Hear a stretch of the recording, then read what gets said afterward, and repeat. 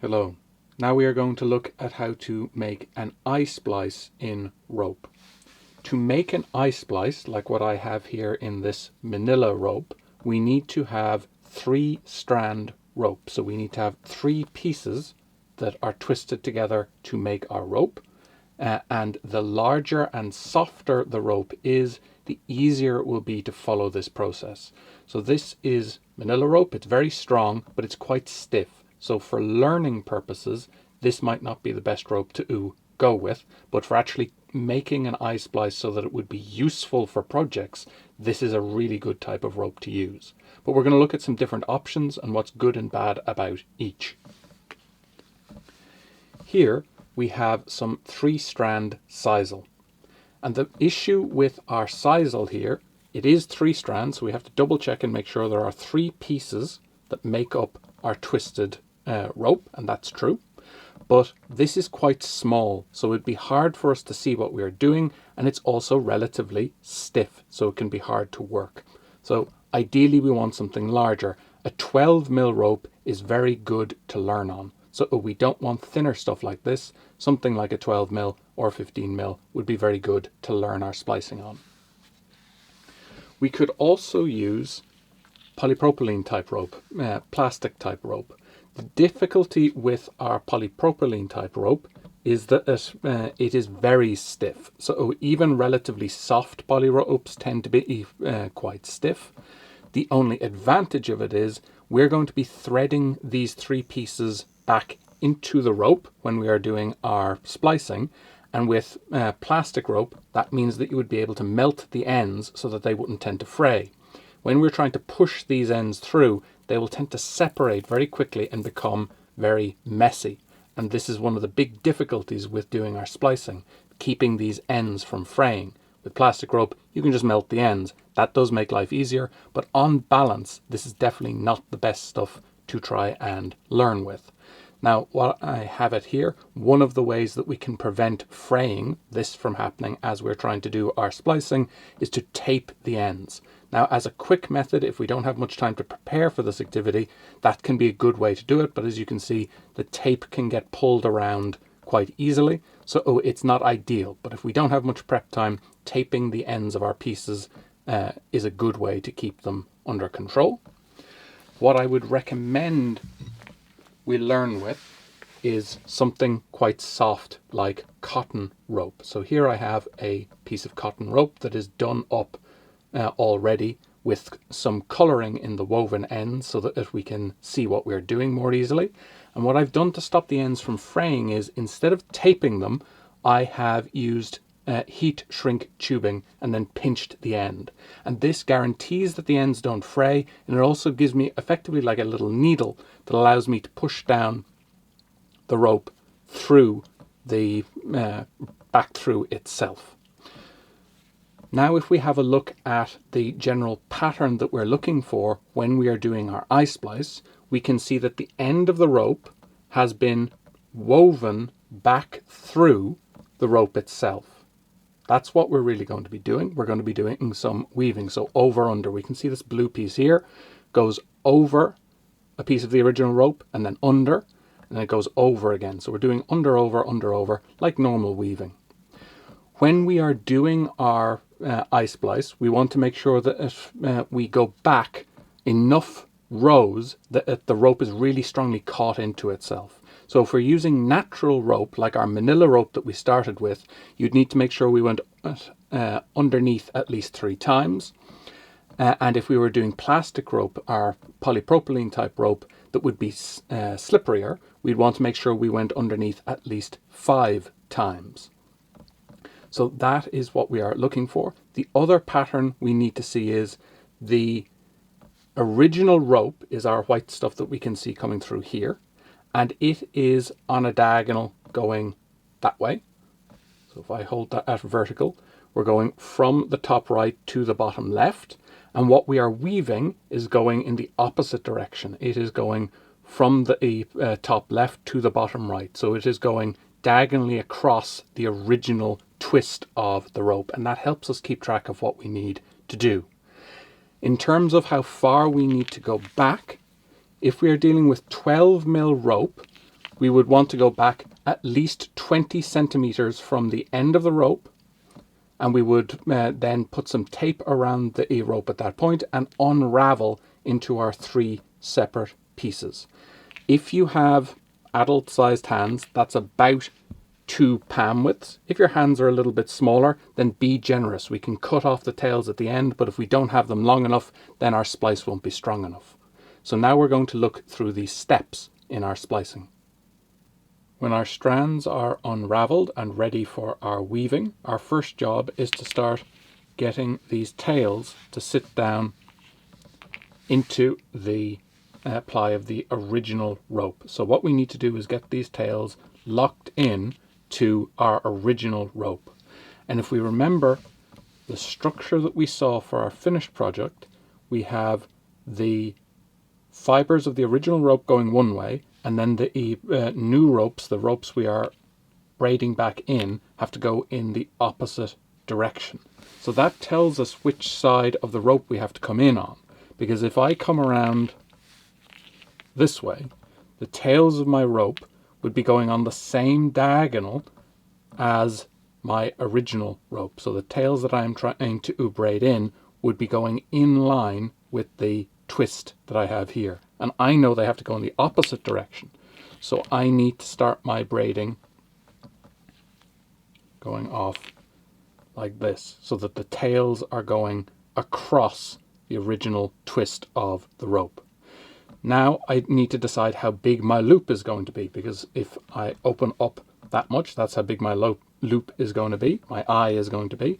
If I break it down here, it's going to be smaller. Now I'll go for a fairly small loop this time. What I want is to have my 3 tails sitting across the rope, and I need to make sure the middle one is sitting on top. So we can see that that red one is sitting in the middle and it's sitting on top of the others. That's what it would look like if the middle one was on the bottom. I need it to be on the top. And what I'm going to do is thread that middle top strand into the top of my original piece of rope. So the middle top here is going to go through the middle top here. And to get it through, what I'm going to do is twist the rope open. This is one of the advantages of soft rope. It'll just open up like that. And one of the advantages of my heat shrink little needle here is that I can just push that through. I do not want that tight right now, so that's going to sit just loosely there for a minute. Now I need to do the other tails as well. So I've done the middle and it was on top. Now I'm going to take the one that's on the right. So the order of this is important. We want to make sure we go for the one on the right next. And I want to thread it through at the same height in the original rope as I went through with the red one.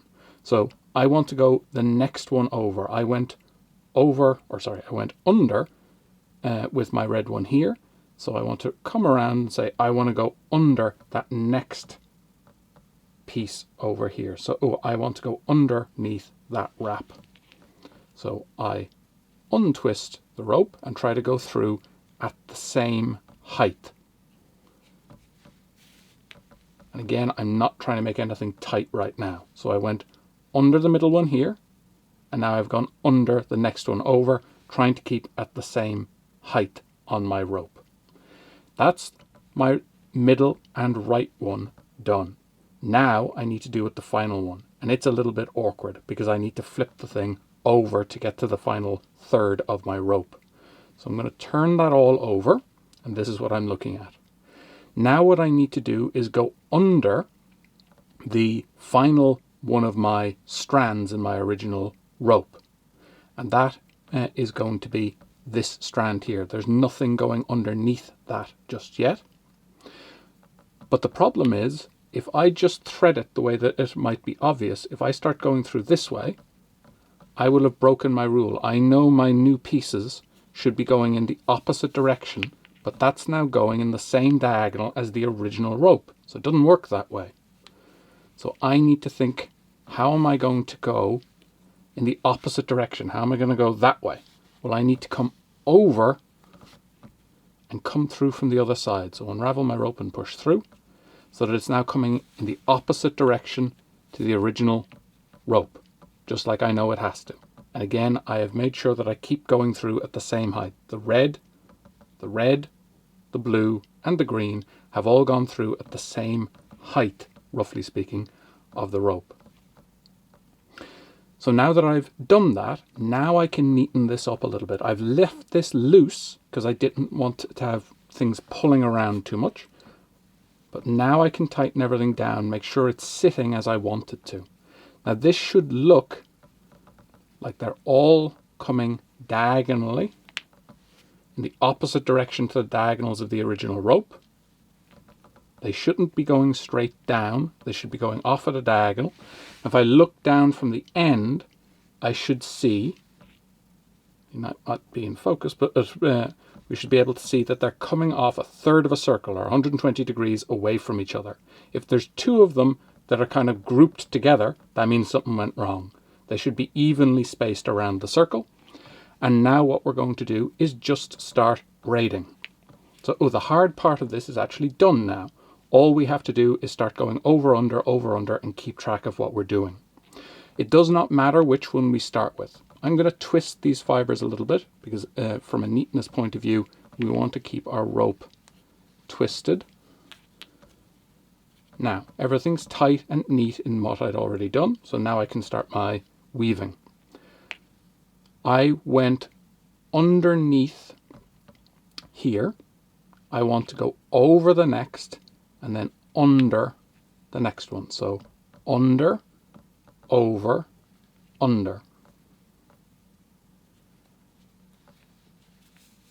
And double check that that makes sense once we've done it. So twist that just to keep it nice and neat.